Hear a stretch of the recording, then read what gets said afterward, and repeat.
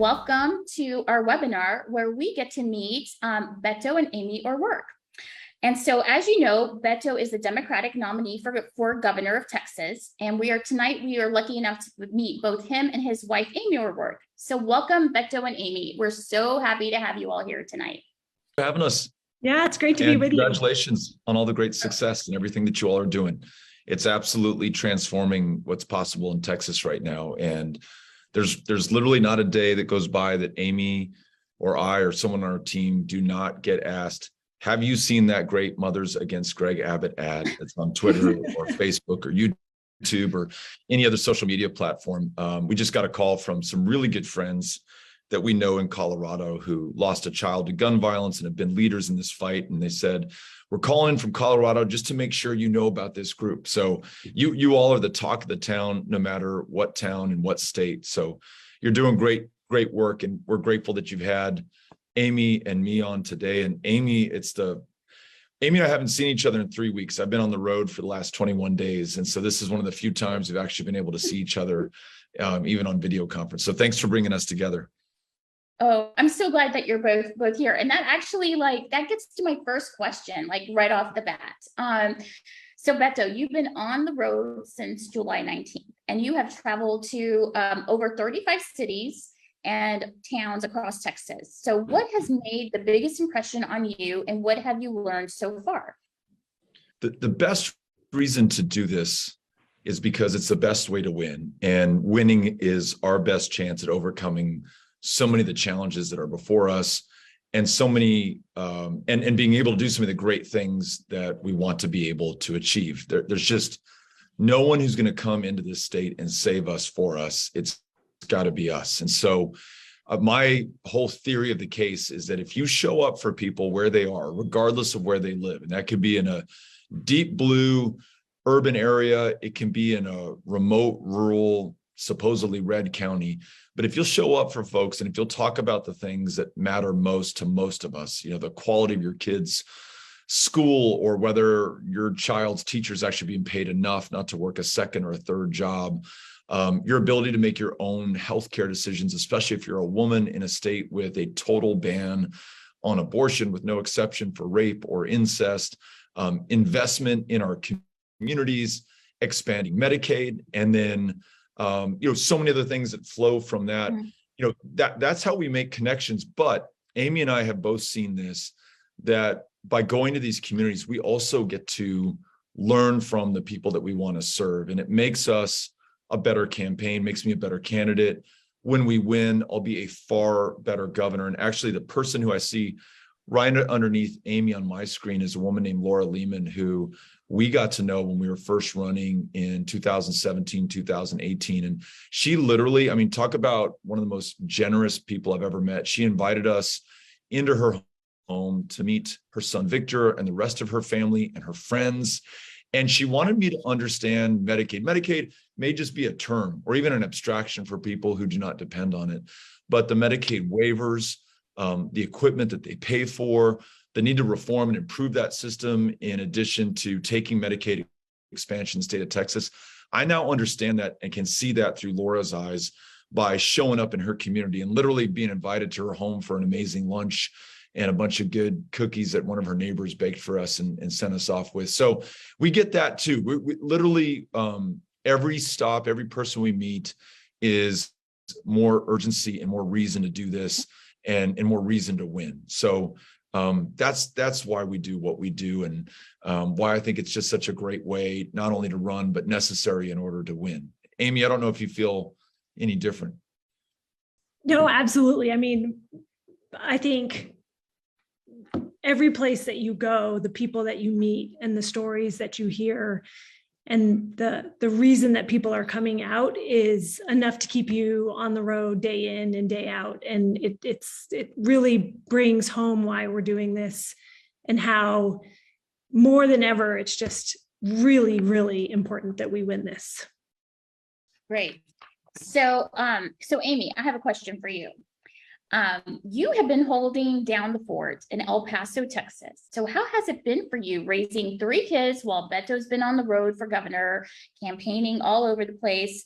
we definitely know that it's been a sacrifice, but it's also been a gift to democracy, because you guys are part of saving democracy. So can you tell us a little bit about how you and the kids are doing, and when you are going to be joining Beto on the campaign trail?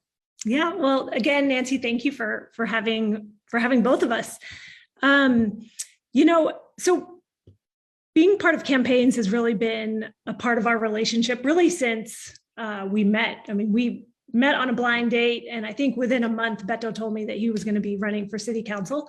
So, our courtship was knocking on doors, and it seems like that has just continued throughout our marriage. But honestly, this was the hardest race probably for me to want to get into, because we had just come off of being together for 2 years straight during COVID. And, we spent more time together in those 2 years than we had probably collectively in our entire marriage. And it was just really wonderful to be together as a family. And so I was a little hesitant to jump back into this kind of life, but,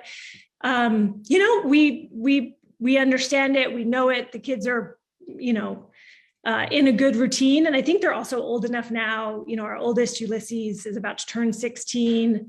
Molly just turned 14. Henry is 11, just started middle school. And so a lot of the issues that we're talking about on the campaign, they now understand in a way that they really didn't, even when Beto was running for Senate a few years ago. And so that understanding helps a lot on a day-to-day basis when they're missing their dad. And then we just try to find ways to stay connected. So, Beto and Henry were watching Stranger Things when they were together this summer, and now they're streaming it together at night, each on their own device, hundreds of miles apart. So we're figuring out ways to maintain and, be together in different ways. That's great. That's really great to hear. So I know, because it can be hard. And I always think of your family and the Clayburghs, because I know you guys are good friends, but you both are like, you both are these two families that are trying to save Texas democracy. And I admire the commitment so much, because I think that a lot of times people don't know how much work goes into this behind the scenes, just to kind of keep a balance with your children and their schools and all the things, all the balls that you guys are just tossing around in the air at the same time. So I just want to say thank you, because it really, I'm not kidding when I say it's a gift, because it really is. It's a gift to the state of Texas to be able to allow us to share in part of your lives, and while other parts of your lives are not getting as much attention as maybe they normally would. So I don't know if you all know this, but actually, I was born in El Paso, Texas, and I grew up in Las Cruces, New Mexico, right across the way. But my parents live in El Paso, and I really, I think growing up so close to the border, I know the border quite differently than most Texans do, I would have to say, and so do you all. So let's talk a little bit about the border. So first is Amy, what was it like to raise a family along the Texas border? So I'm not from El Paso originally. I moved to El Paso in 2004. I grew up mostly in New Mexico, so still the Southwest. And I didn't really know what to expect when I moved to El Paso. And it has been the most amazing place to live. You don't find nicer people, and the binational lifestyle and culture is, you don't find that anywhere else really either. And it is really beautiful and amazing. And you don't really understand it until you spend some time here. And so I've just come to feel very lucky to live in El Paso. So Amy, you have to tell me, so where did you grow up in New Mexico, or where did you live before? I moved to New Mexico when I was 8, and I grew up on a ranch halfway between Santa Fe and Klein's Corners. So grew up riding horses and moving cattle, and that's sort of what I hope I'll ultimately get back to in life. Oh, wow. Yeah, that's great. I know New Mexico is very near and dear to my heart, so I totally understand, and the beauty of the Southwest. And And again, I kind of, as a mom, I could just tell you that living in the Southwest, growing up with so many different cultures and diversity, you just value a lot of different things. So I can see your viewpoint of the beauty in raising a family along the border and in El Paso. It's just a beautiful area when you experience it. So, okay, so now it goes to Beto. So Beto, let's talk about the border. Let's talk about border policies. So we see how Greg Abbott is using the border as his number one issue, and he's using it like as a weapon. And it's a terrible thing to say that he's doing that. It's a terrible thing to see. But can you tell us about what it's like living along the border town? And in layman's terms, what is your border policy for Texas? Yeah, so born and raised in El Paso, and it's just part of who I am. And I'm so proud of that community. It is everything that Amy just described it to be, also extraordinarily safe, the kindest, warmest people that you'll ever meet. People really look out for one another, and never based on differences or affiliation, based on those differences. It just, folks are just there for each other. And I love that. And I really do think that is the true spirit of Texas as well. The government that we have right now, Greg Abbott as governor, this cruelty and indifference at best, but these attacks on people. If you're the parent of a trans kid, he's attacking you. If you're gay, they're proposing a don't say gay bill in the legislature. If you're a woman, he's going to deny your right to make your own decisions about your own body. That stuff just isn't who we are in El Paso. I don't think it's who we are in the state of Texas. And Amy mentioned our first date was a blind date, and we went over to Nancy, I don't know if you've been to the Kentucky Club in Ciudad Juarez, but it's got this beautiful bar that I think dates back from World War I or pre-World War I, beautifully carved. They claim to, dicen, that they invented the margarita. I mean, I don't know, but the fact that we could just walk over to another country and another city that was really part of our larger community, 2.5 million people in El Paso and Juarez, and then if you add Las Cruces, which you're so familiar with, you get close to 3 million people in a 3-state, 2-nation area. It's awesome. There's nothing else like that on the planet. So from that experience and from just common sense and listening to people, Republicans and Democrats, right? Everybody, here's our proposal on the border and on immigration.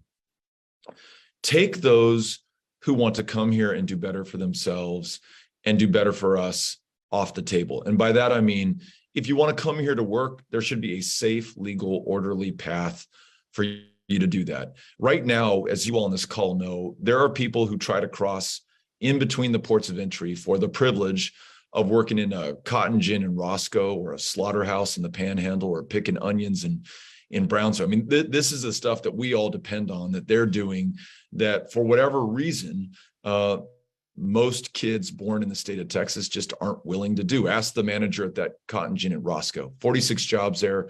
She says, it doesn't matter how much I pay, no one will work it. Amy and I were in Marathon, and we met a rancher who said, I'll pay somebody in this part of West Texas $20, $25 an hour to fix fence. Nobody wants to do it. Now, Amy did that because her dad made her do that when they were growing up on that ranch in New Mexico. But finding somebody to take that as a job, very often immigrants want to do it. So let's make sure there's a path to do it, a Texas-based guest worker program. If you're coming here to join family, the wait time from Mexico for many people is about 20 years. I understand why, although it doesn't justify, and I don't condone people jumping that line and going in between ports of entry, but I understand why they do it. Let's make sure there's no reason to do that. And again, safe, orderly, legal, quick way to apply, lift the per country caps. And then if you're coming to claim asylum, the wait time to have your claim adjudicated today is about 6 years. So 6 years you're waiting in Ciudad Juarez or Tijuana or Nuevo Laredo or Reynosa or Matamoros, and you have not a dime to your name. Your kids may get kidnapped. I mean, this is a tough situation. You're already a refugee. Again, let's adjudicate that in 6 weeks instead of 6 years. And if you pass the adjudication, welcome to America. And if you don't, you got to go back to your home country. No ifs, ands, or buts. We're a nation of laws, and we expect you to follow them if you're going to come to our country. So that's That's like 95% of the folks who want to come to America. Let's just make sure there's a safe, legal, orderly way for them to apply.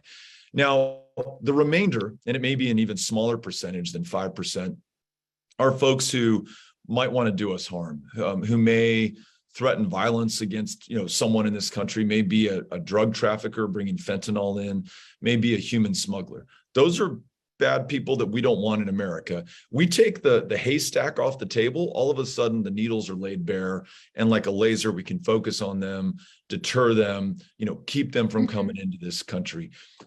Those are all solutions. And those are things that I've run by everyone from every stripe, every background in the state of Texas. Folks can get behind that.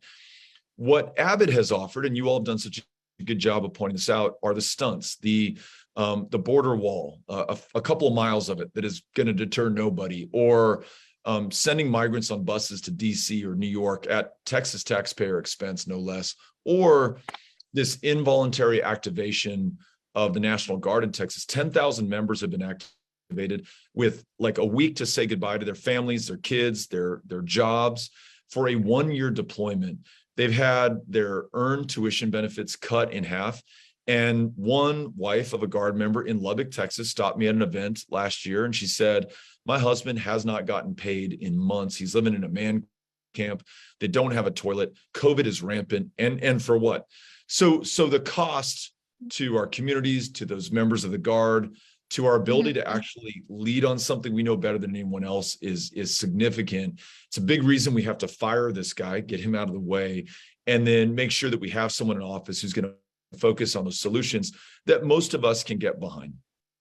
Thank you. Thank you so much. I think my grandfather, I mentioned it before, he came to the United States. My grandmother was from New Mexico originally, but he came to the United States with a worker program called the Bracero program.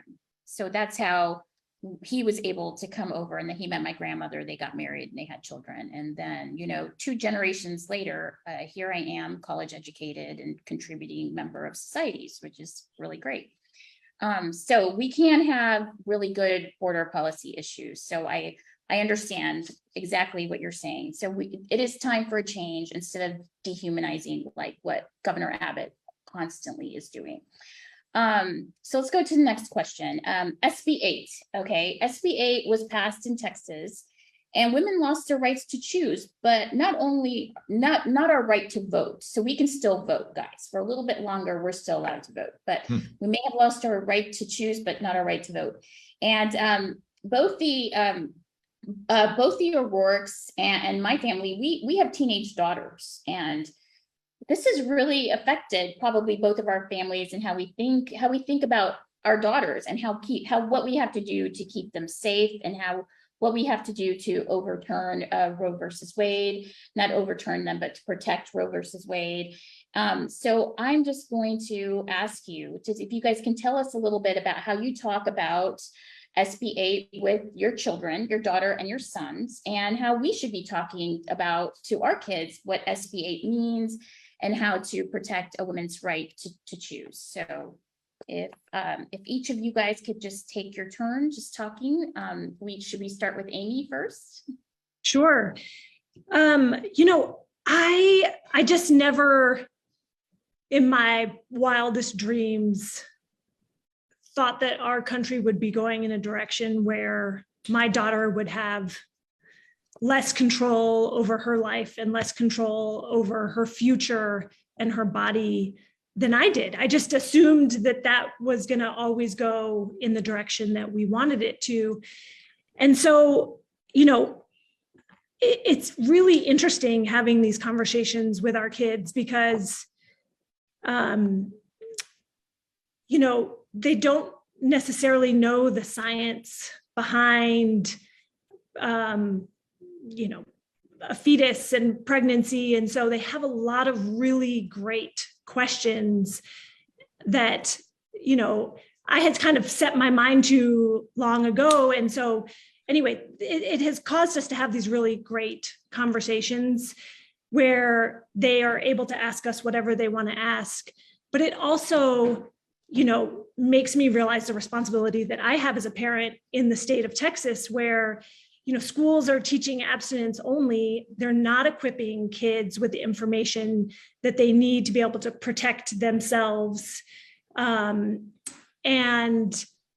so, I'm taking that step, but I also recognize, how many young women and young men out there are not going to have that information, and then are not going to have any choice about the direction of their future. And so we talk a lot about that responsibility as they and their friends become sexually active, which they will. And it's, we can't expect that not to happen. And we need to make sure that they're prepared and that they've got the information and the tools and the resources to, have that control over their body going forward. And then also to, again, that's one of the issues that we talk about that makes them realize how important this race is, both for me and for Beto to be in it, but also for them and their civic duty as, being out there with us as we knock on doors and as future voters themselves. I'll just quickly add that one of the things that we tell our kids, and one of the things that we tell people out on the trail, and one of the things that we remind ourselves of, and this is another reason why, Nancy, I love what you all have started and are leading and what is growing so quickly in the state of Texas. And it's this, some folks will get down and some folks will even be tempted to despair. And they'll say, well, if we now have a total ban on abortion without exception for rape or incest, and that's the law of the land in Texas, and you have a governor who's all about it, or Republican majority who's all about it, every statewide office that supports that, how could we ever overcome this? And it's worth remembering that 50 years ago in 1972, it was the same situation in this state. And there was no one who rode to the rescue of Texas women, no one who came in from the outside to save the day. Jane Roe, a Texas woman, Linda Coffey, who still lives in Dallas, the city I'm transmitting from right now, Sarah Weddington from Abilene, Texas, successfully argued that case, Roe versus Wade, before an all-male United States Supreme Court, and won the protection for the right to privacy. It's a constitutional right, privacy to make your own personal and very often painful healthcare decisions. And that's a protection for a right that has stood for nearly half a century. And by that same token, it's going to be Texas women today.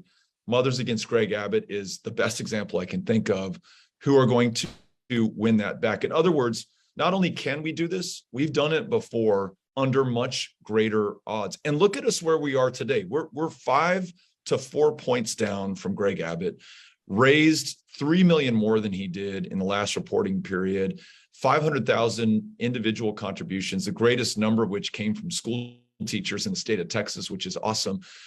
Yesterday in Waxahachie, that hotbed of liberal activism, there were 1,400 people out in the street. We had reserved a space for 250. We had to ask the city manager to close an entire city block down so we could move it outside for everyone who came out. And they're not coming out for me, and they're not coming out for the Democratic Party. They're coming out to make sure that we overcome this at this moment. You all saw it in Kansas, 60-40. No one saw that coming. Maybe somebody on this call did. I didn't. And I tell you, it is that sentiment and that willingness to take action that you all have tapped into and are leading right now that is so exciting to me and Amy. So we tell our kids, listen, very tough times, very dark days, but buck up, let's have some hope, and let's get after it and do the work that wins this election. It's the only way through. Well, you heard it here from Beto, folks. Women are going to come and they're going to save this election. Really. Mm-hmm. That's right. Women are showing up, and we're going to do the work on the ground, and we're all going to work together to make this happen, because we have to for our kids. So we have to do all the work. Let's switch now and just talk about something else, a tough subject. Let's talk about gun safety. First of all, we had El Paso and Uvalde, and where in the El Paso Walmart where the shooting took place is actually the Walmart that my parents shop at. So when the attacks happened in El Paso, it definitely felt very personal to me, and I know as well for both of you. And then when the shooting happened in Uvalde, again, it was mostly Latino Hispanic kids who passed away during that shooting. And that also, again, just felt very personal and really raw. And I just wanted, I wanted to talk about that. And so the question first is going to go to Amy. With school starting in Texas soon, how are you feeling about the start of school right now from a mom's perspective and gun safety? How are you feeling? I mean, I probably like every other mom in Texas right now, and grandmother and grandfather. I mean, I was just with my grandmother earlier today, who's 95. And she was asking me this very same question because our kids actually went back to school last week. Last Monday was their first day back in school. And on that very first day, there were at least 3, maybe 4, maybe 5 schools that all were on lockdown because there was someone with a gun nearby or thought to be on campus. And so it just, the constant fear that you have, especially in a state that is taking absolutely no action on it. And so you have fear and you have anger, and then you think about all of those emotions with our own kids and just how long-term that is impacting them. It's just infuriating that's where we are. And again, all the more reason for us to do everything that we possibly can between now and November to change it. We're meeting school teachers, school counselors, school librarians, school support staff across the state who in some cases say, you know what, I've just had it. I'm already working 2 jobs to make ends meet. I'm already having to deal with this STAR test, which after 2 years of learning loss and the pandemic and everything these kids are going through is the last thing that I need. I'm dealing with the governor who wants me to turn in the parents of transgender kids in my classroom. Like, holy shit, where did that crisis come from? Don't we have bigger fish to fry in this state? And CRT, and what more can you throw at me? And now 11 weeks and counting, and you have yet to do anything to make my classroom any safer than it was at the last day of school in June. I'm done. And there are other teachers, and I don't blame a single teacher, by the way, for coming to that conclusion. I don't know what I would do in that situation. And there are others who say, I'm going to stay in because I can't leave. I don't want to abandon these kids, but I'm worried. And teachers who tell us the plans they've made. I'm a chemistry teacher, I'll hear. And so I've got these big lab tables and I hide behind those if someone comes in. But what about the history teacher and the English teacher and, and kids who, they're looking at us and they're like, what the fuck are you guys doing? Like, we don't vote. We don't have a voice in this. You saw what happened in Uvalde. You saw what happened at Santa Fe High School.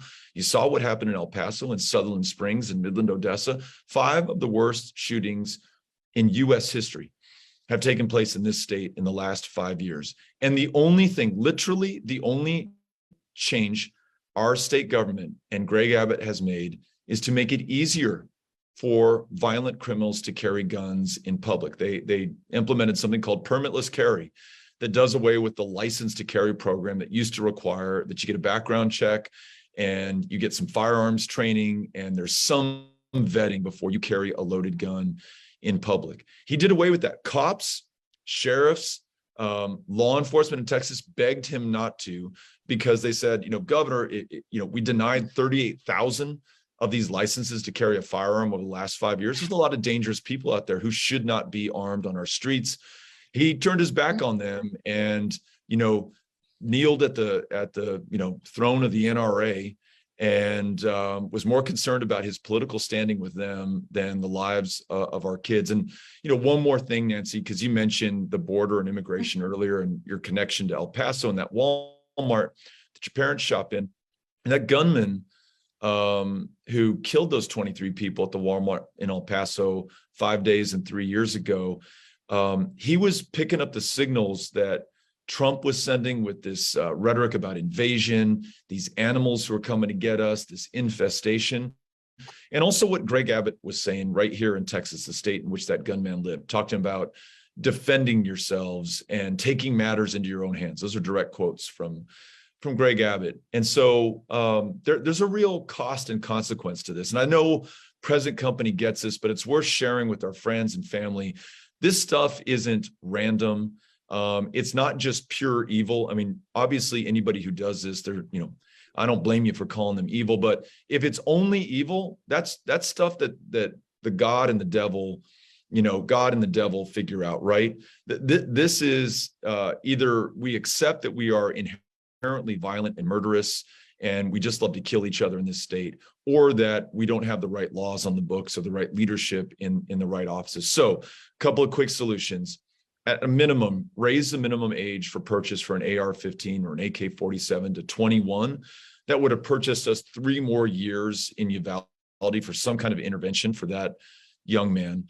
Have a red flag law so that if you have a firearm and you're threatening to kill people in a school or to kill yourself or to kill someone in your family, we can intervene before it's too late. This shooter in Uvalde was sending off so many signals that his friends called him the school shooter before he ever walked into a school and shot anybody. If we have that much information, we have enough to go in and stop it before it's too late. And last big idea, and there's a number of them, but last big one is a universal background check that would ensure that if you buy a firearm in the state of Texas, we have the ability to do a check on you to make sure you're not going to harm somebody with that firearm. If you have a history of abusing your spouse, or self-harm or some other thing that should give us pause before you buy that firearm, let's make sure that we do that due diligence. So those 3 ideas, raising the minimum age of purchase, that is accepted by every member of the Uvalde City Council, and even the mayor, the guy who was trying to shout me down when I was at the press conference the day after that, he agrees on raising the minimum age of purchase. He even is calling on Greg Abbott to call a special session to do that. Background checks, red flag laws, almost everyone across the state of Texas can get behind that much. And yet Greg Abbott, to Amy's point, has decided he chose not to call a special session to look at any of it. And maybe he just picks one of those things or none of them, and instead says we'll do mental health funding or we'll harden schools or we'll whatever, but nothing. He called a special session to go after transgender kids. He called a special session to go after school teachers with CRT. He called a special session to weaken our democracy and our voting laws and make it harder for people to cast a ballot. But he could not be bothered to call a special session to save the lives of our kids in this state. So if nothing else, that should make the choice clear for the voters of Texas.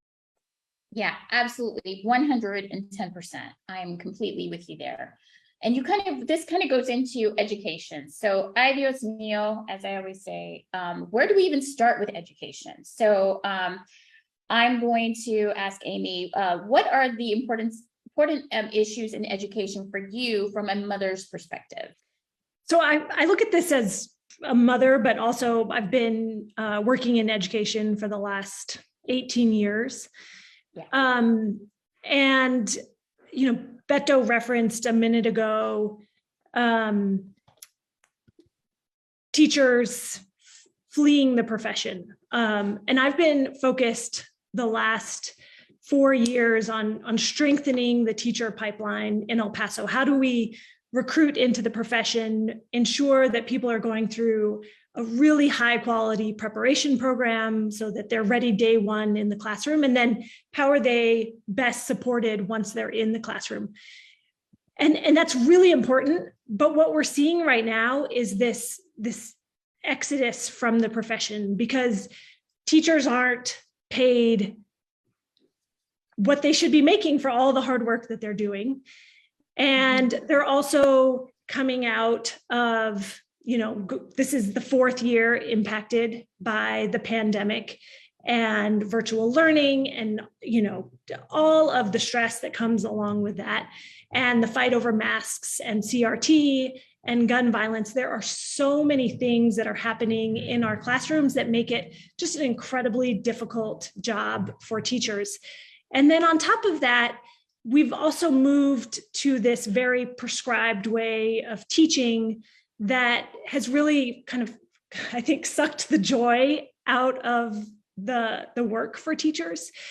And so for me, when I think about education for my own kids, and I think about the education that all kids in our state deserve, we've got to find a way to really create that robust learning environment that adds relevance to kids' education, and so that they connect what they're learning in the classroom with the real world, and creates that agency and interest, and also makes it so that it's a profession that teachers want to be in. And there's just so much that we could do. And again, it really starts with that leadership at the top that right now is just actively working against all of those things.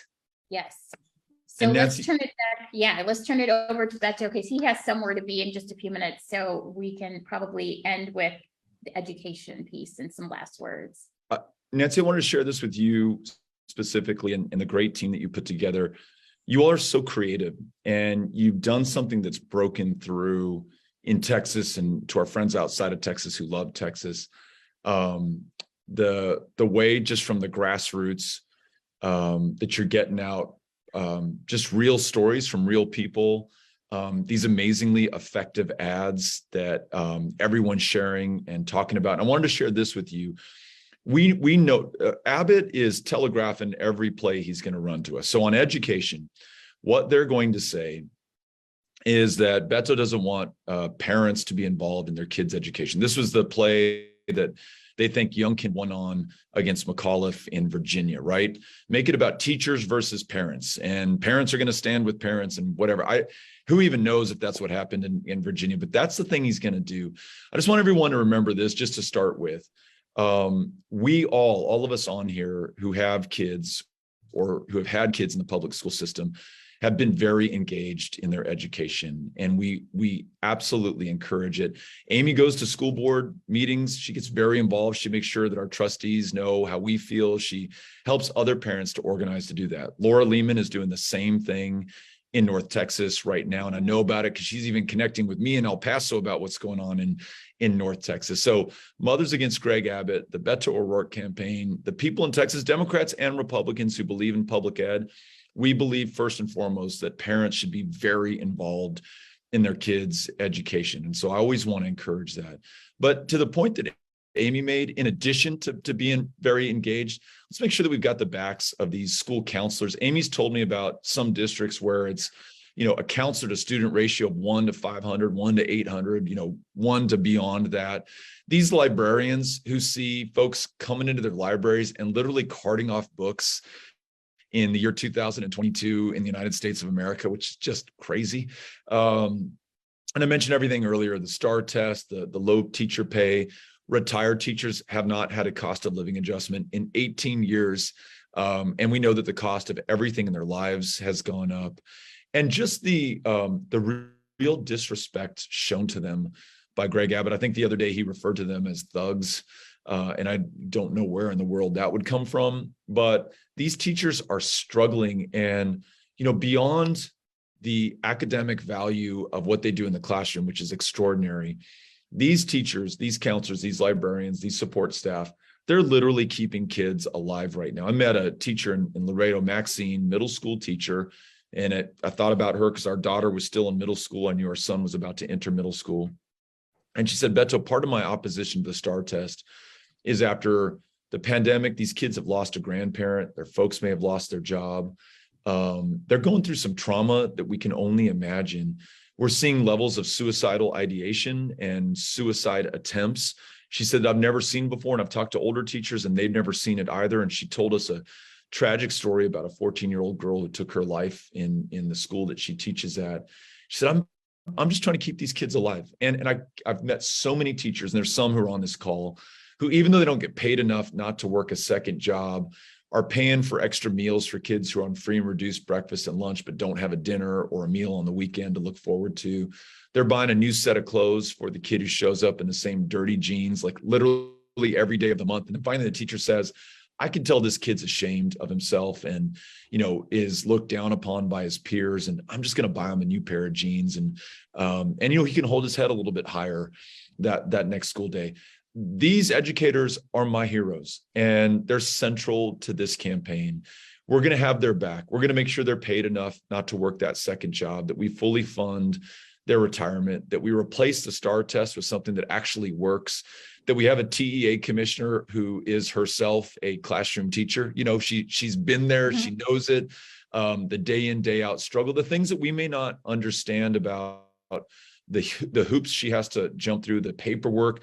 Amy mentioned the joy that has been drained out of the profession for so many. And I've heard that from teachers who've been there for 18, 19, 20 years. And they said, Beto, what we're doing today is not the call that I responded to when I first got in. They've just made this so tough for me to connect with those kids and be able to stoke their curiosity or just deliver for them on a personal basis. So let's have their back and let's respect them. Let's listen to them. Let's treat them with the dignity that they deserve. And we are going to be a better state for it. And I'll just close with this. Nancy, the questions you've asked us about, the things we're discussing today, the great issues you're raising, and for anyone not following Mothers Against Greg Abbott on any of the social media platforms, please do it. It's amazing. And the things you all have brought to me at the town hall meetings we've held across the state, they resonate in Austin, in Dallas, in San Antonio, in El Paso, and Fort Worth, and Houston, and the Rio Grande Valley, but they resonate in Paducah. And I'm thinking about Lynn Jones, who had a great town hall meeting for us on the county courthouse steps in Paducah, Dalhart, Amarillo, Lubbock, Quanah, Bowie, Longview, Texarkana, everywhere, in other words, everywhere people care about public ed. People care about women being able to make their own decisions about their own body. They care about Medicaid expansion. They care about solutions at the border instead of stunts. So my encouragement to you is just to keep up this fierce fight that you all are engaged in. Everyone is taking note, and it's bucking everybody up, to be honest with you. To use Amy's word of joy, you all are doing this with joy. These are serious times. They're real dark times for a lot of people, and especially for those who worry that they'll not be able to have their lights or their heat or their water running this next February if it gets cold again. But you all are bringing a lightness into this, and I love it. And I think that's why what you've been doing has been such a hit, and it's drawing so many people in and connecting with so many millions of others. So please keep up the fight, keep the faith. You all are doing the most important work I can think of. And Amy and I are so grateful to be able to join you in it. Yes. Well, thank you. Thank you so much for the incredibly kind words. I really appreciate it because we're in it to win it, and I'm tired of losing elections. So we're just trying to put out the messaging that I wish that I could see as a woman and as a parent in Texas. So we're fighting back, and that's our whole thing. It's like we're in it to win it. We're fighting back, and we have to do it. So Beto and Amy, what can we do right now to best support you all on the campaign trail and on the road? What would you all need from us at Mothers Against Greg Abbott? Amy, you want to start?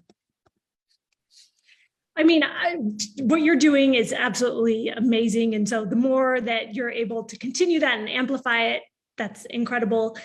You know, and then I saw so many people write, like, the heart of education is the relationship. And we very much see that being the same with voter turnout. So we try to build those relationships and have that really authentic, genuine voter contact so that we can share our passion with others and tap into the issues that they care about. But that takes a lot of people and a lot of volunteers. And so, you know, the more people that we have out knocking on doors, talking to their neighbors, the more effective this campaign is going to be. And in the Senate, I can always remember going to these really small rural communities, and people would say, I signed up to Block Walk and I thought that there would be no doors for me to knock on. And, you know, it turned out that I was a part of a much bigger community here in my town than I ever expected, but people just hadn't turned out to vote because they didn't think it was going to have an impact. And so we really we got to persevere, and we've got to do the hard work and build those relationships so that people actually are inspired to turn out to vote. And I included a link just now in the chat. It's betofortexas.com/drive. I saw some questions about, you know, when are you going to be in Fort Worth, or when will you be in my part of the state? You can go there, and I'm on day 21 of a 49-day push throughout the state, nonstop. And all those towns I just mentioned are just a few of those that we visited over the last 3 weeks. If we haven't been your part of Texas, we're going to be there very soon. And you can go there to find out. And then even after these 49 days, I'm going to probably come home, catch a quick break with Amy, and then be back on the road the next day and do another 49 days probably. But we want you all to come out and be with us. And you really got to see this to believe it. I mentioned Waxahachie yesterday, reserving that space for 250 and having, 1,300, 1,400 people come out. It's like that everywhere that we're going right now. And it's you all. And again, and Amy's heard this, Cynthia's heard this, everyone who travels with me has heard this. Mm-hmm. Folks come up to us after we've had the town hall and the question answer, and they're like, have you heard about this group, Mothers Against Greg Abbott? You got to see this. So there's it's exciting to people to see you all lead something, not at the direction of the Democratic National Committee or the state Democratic Party or the Beto O'Rouke campaign or really anybody, but it's real people doing real stuff that's connecting with other real people all across the state. And that's so exciting. So I'd say, please keep up what you're doing. As Amy said, if you ever want to knock doors with us, it does a world of good. And you can go to betofortexas.com to sign up. We have 83,000 people who've signed up already to take on shifts. And we knocked, I think, 115,000 doors over the month of July. We want to up that significantly over August into September through October. The number of doors that we're knocking exceeds exponentially what we were doing in 2018. And we knocked a lot of doors in 2018. So as Amy said, it's a great way to meet your neighbors, your fellow Texans, have a really good conversation that more often than not will result in that person making a commitment to vote with us. And folks, we are so close by any measure and any poll. We got so close in 2018. We cannot end so close. We've got to end with victory for everything that we care about, everything we discussed, every reason that brought you all into Mothers Against Greg Abbott to begin with. So please think about what it is you're willing to do over the next 3 months. And it's literally 3 months from today. It's August 8th. This election's decided November 8th. Anyone can do anything for 3 months. Think about, could I do 500 doors? Could I do 300? Could I do 100? I'm really busy. Whatever it is, make that commitment and come out here and join us. And we'd love to be with you. But Nancy, I just want to wish you all the greatest success because what you're doing is having the greatest impact. And Amy and I and our team on this campaign so appreciate you and look forward to seeing you and your volunteers at every event where you can make it out. And I hope that's an event soon near you all. So thank you all so much. And thank you all for your time and for meeting with Mothers Against Greg Abbott. And we look forward to supporting you on the campaign trail.